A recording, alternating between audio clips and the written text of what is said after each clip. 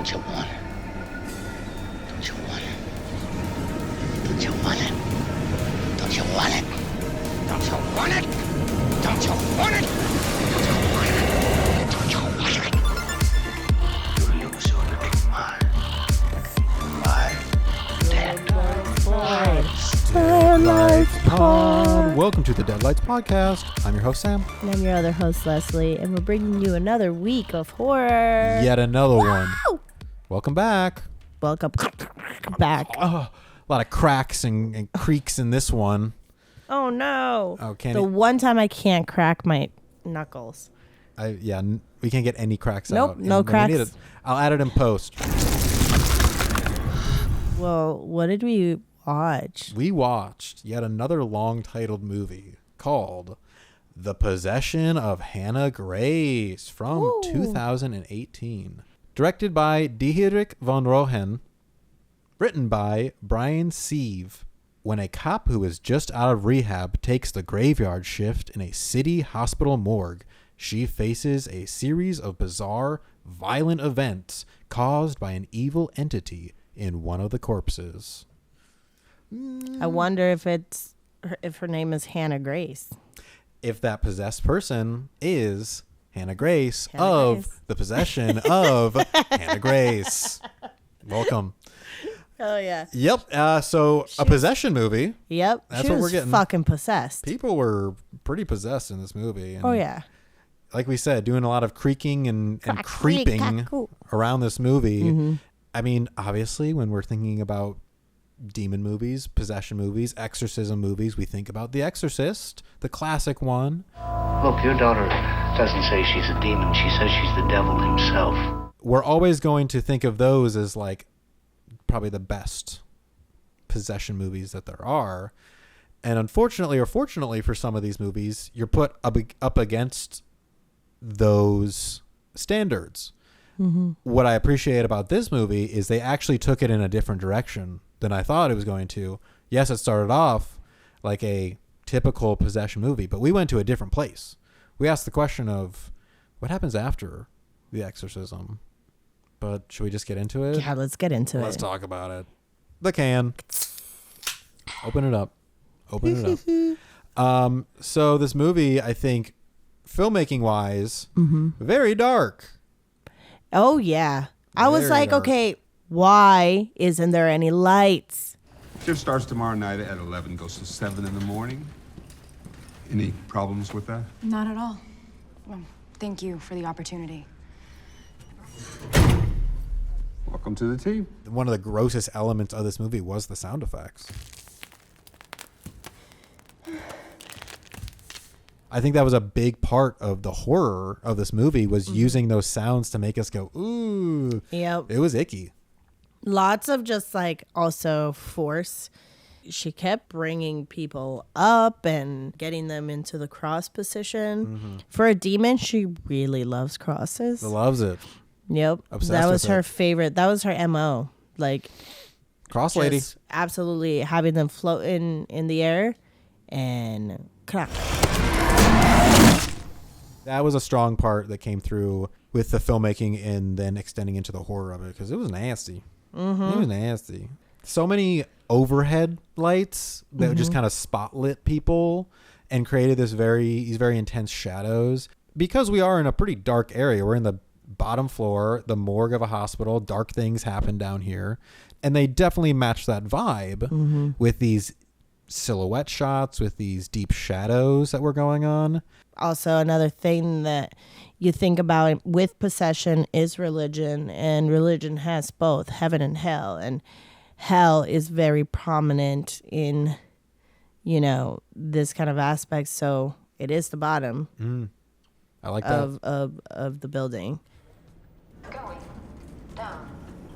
Totally. I love that tie. And then also tying it somewhat to the character too. We are entering the story with Megan, the cop out of rehab, Yeah. at her rock bottom. I want it so bad sometimes. The drink and the pills, I want them so bad. And so for her to come into a place like this, pretty low job, physically, and also the graveyard shift that no one wants to work. She's putting herself in that position. And I think that that is a reflection of how she's feeling about herself as we start this movie. So we're tying, I think, the place and the circumstances with what's going on with the characters. I think they did that pretty well. Mm-hmm. You sure that's a good idea? You know, spending so much time alone right now?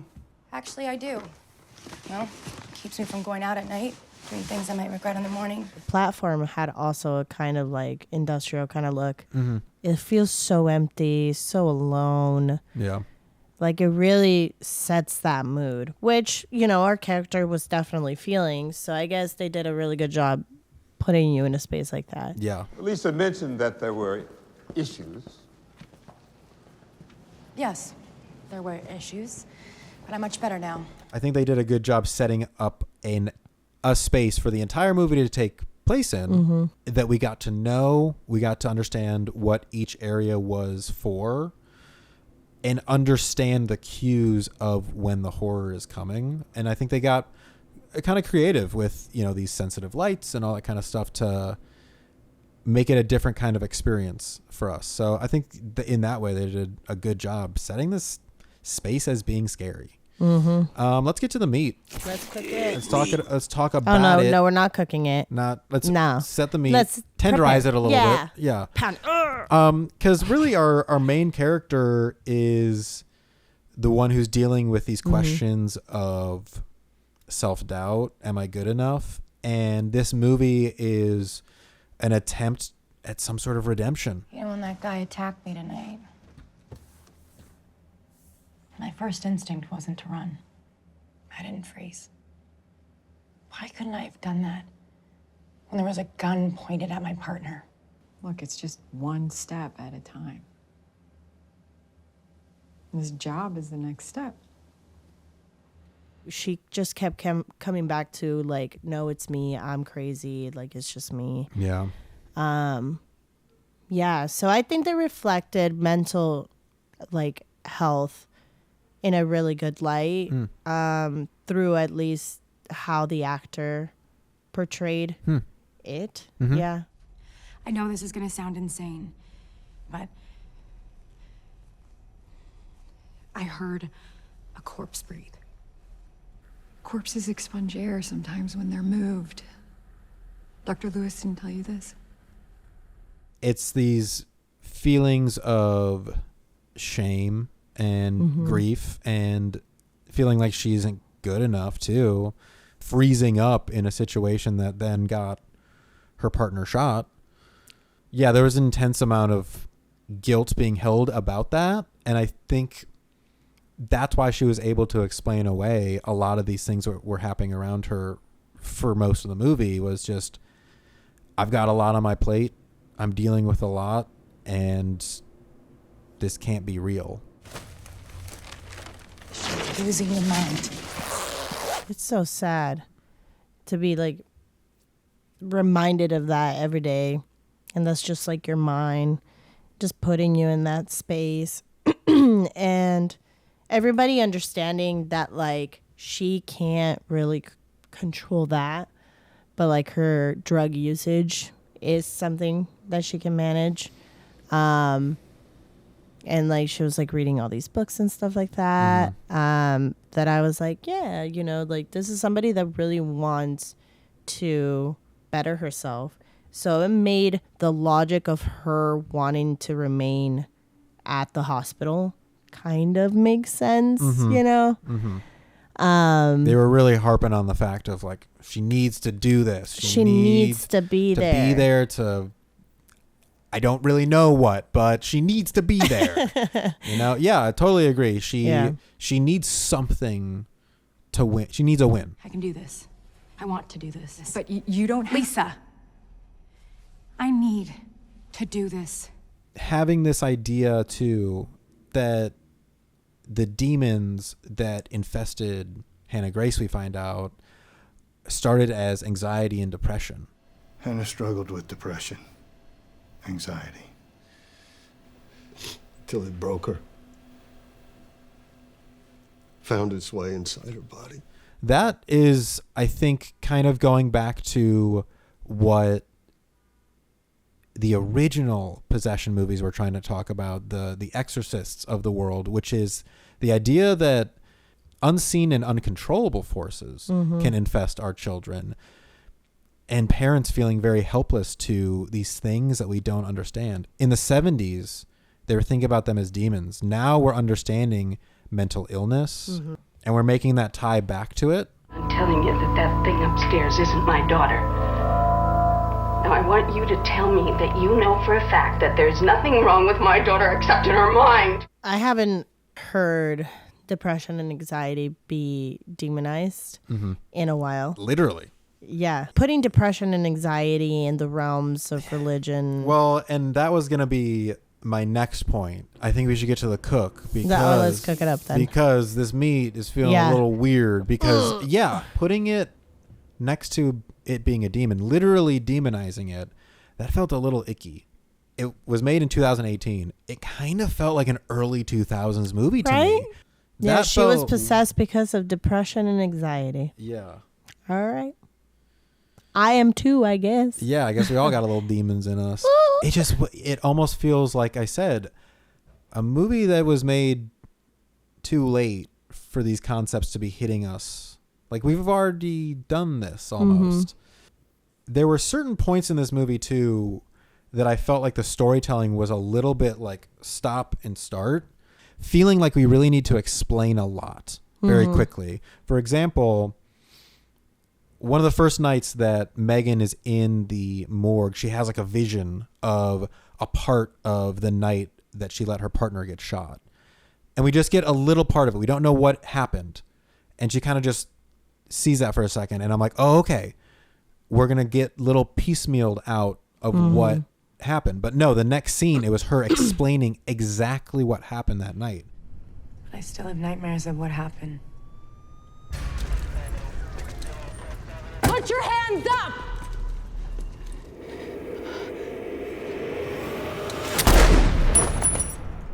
I just freeze up and I can't move.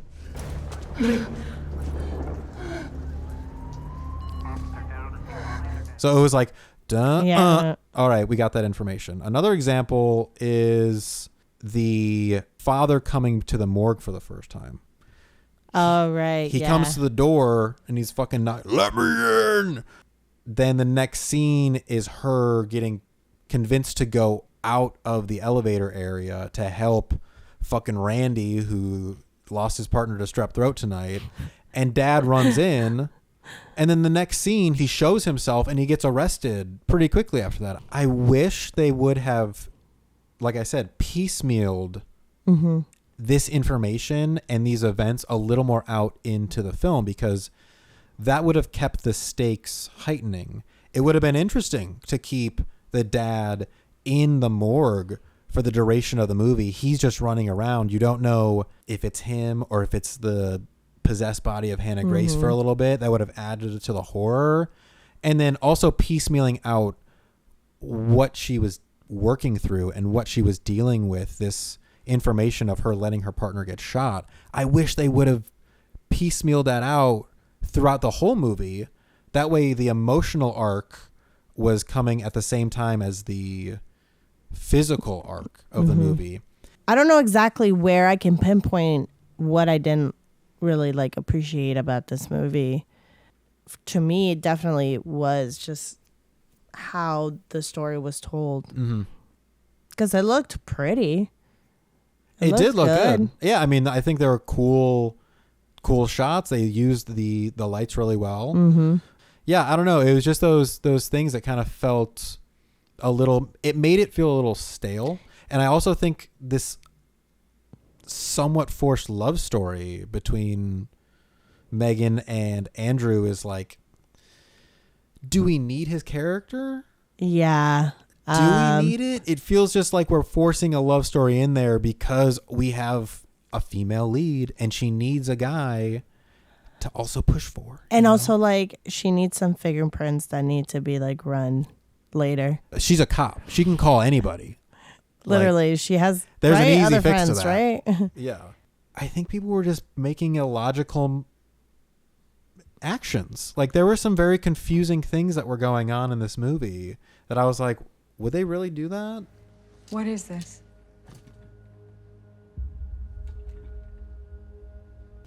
Are you lying to me? No, okay? Look, you need to believe me on this one. I promise you, I didn't take any. I wanted to, but I didn't. Meg, do you remember when we were in meetings and they started talking about coping mechanisms? Yeah.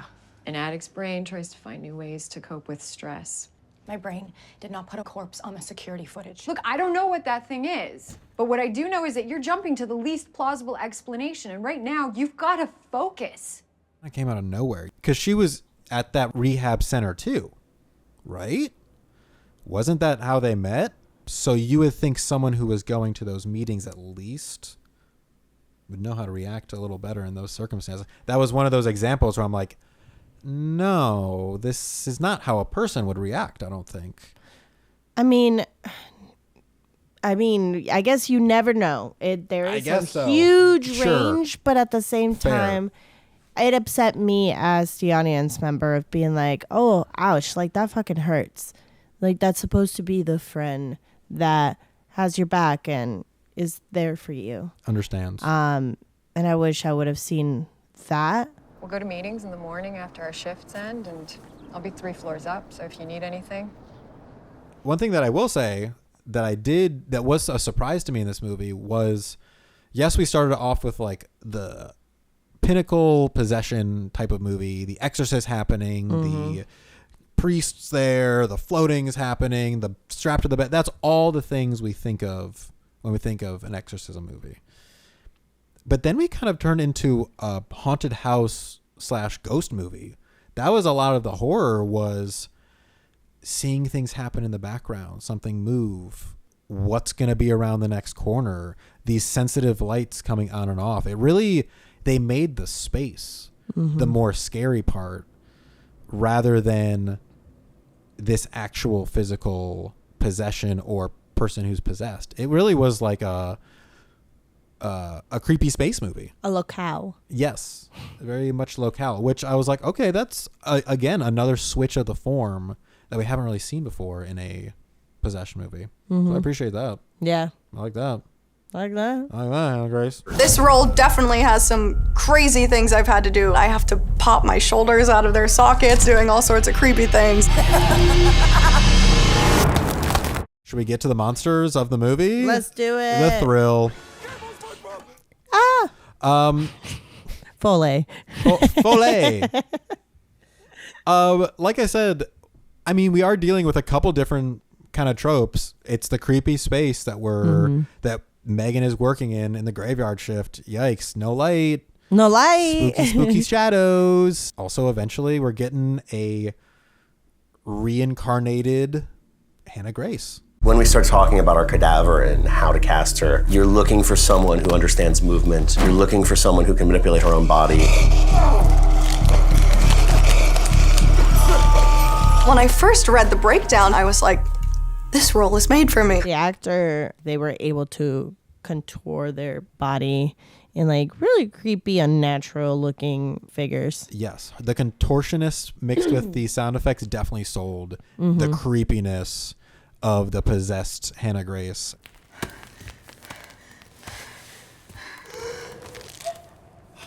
We opened her fucking little mortuary room, I guess. Her little drawer. Her little drawer. Yeah. We opened that bitch like 10 times. We went back to that drawer so many times. I was like, no way. I'm not opening this thing this many times. No. Hell no. I was gone well before this. Like you said, it's like elevator. Elevator. Go to the elevator. We're going to the elevator. Now. Get to it's right there. Let's go. At least at the beginning, like the opening montage that we're getting, cutting between Megan running and the photos of Hannah Grace autopsy. Damn, those effects were gross and look great. Very sterile. It like reminded me of the like early 2000s like investigator movies. Seven and Memento, Saw. Yeah. Definitely getting that vibe. That like grungy kind of like look to it. I like the grunge aspect. I don't like how clean and industrial like these that the movie was. Yeah. To me, it was just so sterile, you know, which it's supposed to be. It's a morgue. I understand. Mm-hmm. But like, but honestly, if you're going to use a space like that and establish it like that, please cover it in blood later. Like, there was very little on-screen deaths, and when they were, it was neck cracks. There was no like blood really in this movie. I wanted more blood. I wanted more gore. And unfortunately, as the movie went on, we got a lot of CGI that looked very questionable, and especially for 2018. I'm sorry, but like, that's again what was kind of giving me this early aughts vibe, was this shoddy CGI. Doesn't look great. It looks too clean. it's clean. It's just like, we got a bit of gore when she first arrived, when Hannah Grace's body arrived to the morgue. She was healing. And I like that aspect of like her her demon character and absolutely. her superpower as a demon. She's able to heal with the more kills that she does. So it gives incentive to why a demon would have to keep killing. I felt like they really outplayed her, like, although we liked them, the cracking and, you know, her like body movement, I think there was just a little too much of it. Where maybe like some of the CGI stuff didn't have to be shown. Yeah. Are they gonna save money? I don't know, but like the crawling on the walls, did we even need that? Why did we spend time? I don't know. I feel like they were really just feeling like they needed more action at the end. And maybe they did. But we should look better. Sorry, Hannah Grace. You're in hell. All right, well, I'm trying to think of any like standout kills. You're in hell. The priest in the beginning.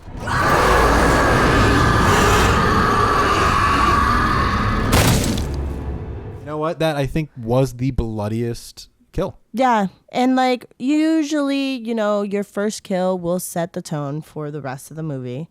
And so we were like, oh yeah, Okay. we're there already. All right. Let's see where they go from here. Off screens. Where did we go? Like, remember Dave? He gets like pulled up on the ceiling. Oh, Yeah, it's and like, then just all sucked right. into the hole.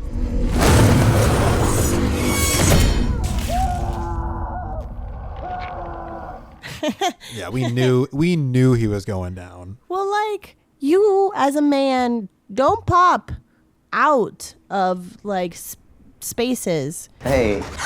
God damn it, Dave. Sorry.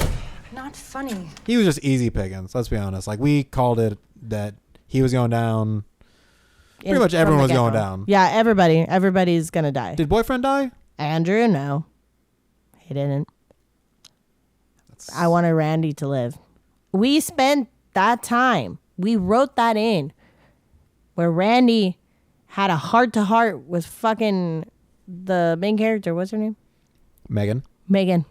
I used to have a drinking problem, and I would get drunk and lie and cheat, and this guy shows up, and he made me want to be a better person.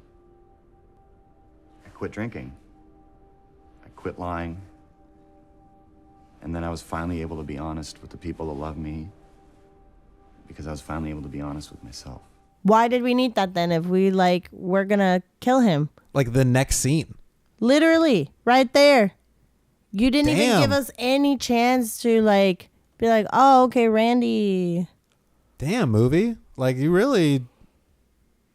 That was cold. That was so sad. Yeah. If you ever want to talk, I'm the guy. Thank you. Unfortunately, we can get to the ride, I guess. The overall... Let's write it out. Unfortunately, I think a little bit of weak directing along with weak writing added to a little bit of these like plot holes. And like I said at the beginning, illogical actions by characters. I was just like, I don't think you do that. I believe when you die, you die. End of story. Good. You gotta be the right kind to stomach a job like this. Personally, I'm not what you call a people person. Dead's the way I like him. Here comes the pitch. It's a heater.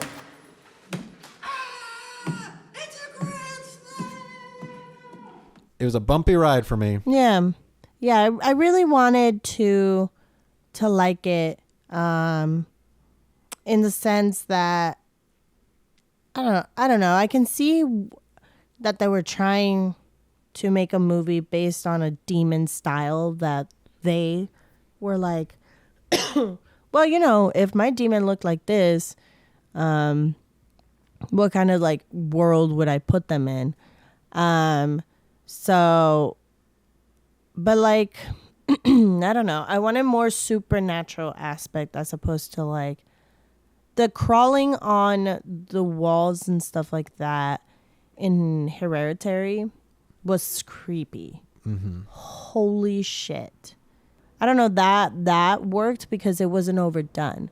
It like happened for maybe the last portion of the movie, like the last 15 minutes. Yeah, it was very selective in shadows. Mm-hmm. Didn't put it in your face. Yeah. And it seemed more sci-fi in this world. Mm-hmm. Where then I was just like, okay, possession, sci-fi, ghost, like. Yeah, what are we trying to do? What are we trying to do? But I didn't get scared. Yeah, I mean, you said it during the movie.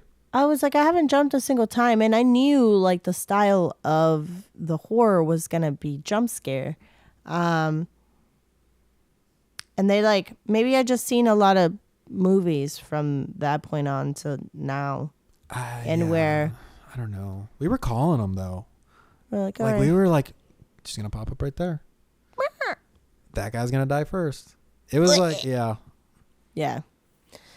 So, I wanted a little more mystery.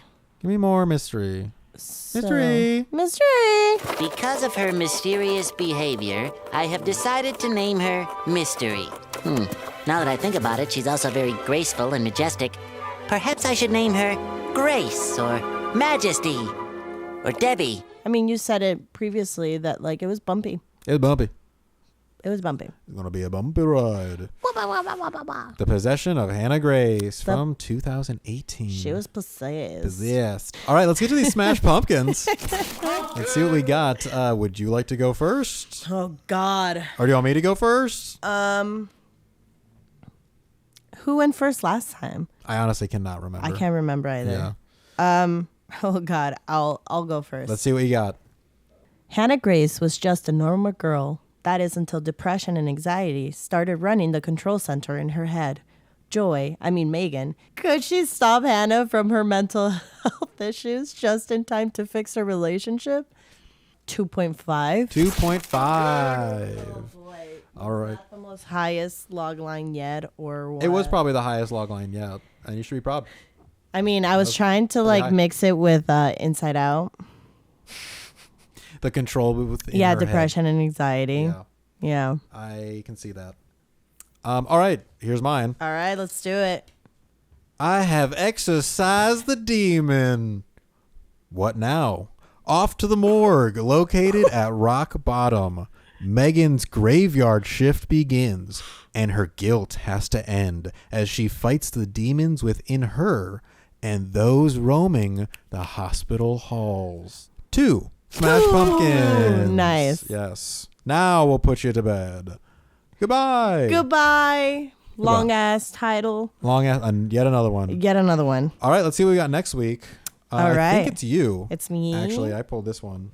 So this is the last 2 movies of the season. This will be your last pick of the season. So okay. I'm really hoping for some bangers on these last 2. A lot of pressure. Pick a good one. God but damn, no pressure. another really long one. No, this one. I want this one. How long can these titles get? Out of here. All right. It's a skinny one. Maybe one writer. Oh, it is. All right. Oh no. I have hair coming out of my mouth. Oh no. Uh-oh. Based on a true story of 2 scuba divers accidentally stranded in shark-infested waters after their tour boat has left. Ooh, no. We're watching Open Water? Ugh, God. Is this the one with Jessica Alba? No. This Blake is like, Lively. No, this is like an indie movie. That is a true story. I don't like the ocean, Sam. Yeah, it's not gonna be a fun one. Sam. But fun for the podcast. I'm gonna be soaked in my own sweat. Shark movie. Ladies and gentlemen, open water. But this is fun. We haven't had an animal in a while. Yeah, Cocaine bear, right? No, Thanksgiving. Fair. All right, that was on land. This is in the sea. So we're getting best of both worlds. No, I don't want it. Well, we got a number. You can call us. Give us a call at 773-669-6677. Just email or no, call us, fax us. Email that number. Yeah. All right. Well, Instagram me at Color Me Leslie. And me at BeatBeatBritchieT. If you're in the Chicagoland area, come check us out at Hex Coffee Company on the last Fridays of every month. We're doing horror movie trivia there. Oh, yeah. You can also follow us at The Deadlights Pod for all that information. But until next time, let's get spooky. Ooh. Oh, cracky. Crack my back. I like celery.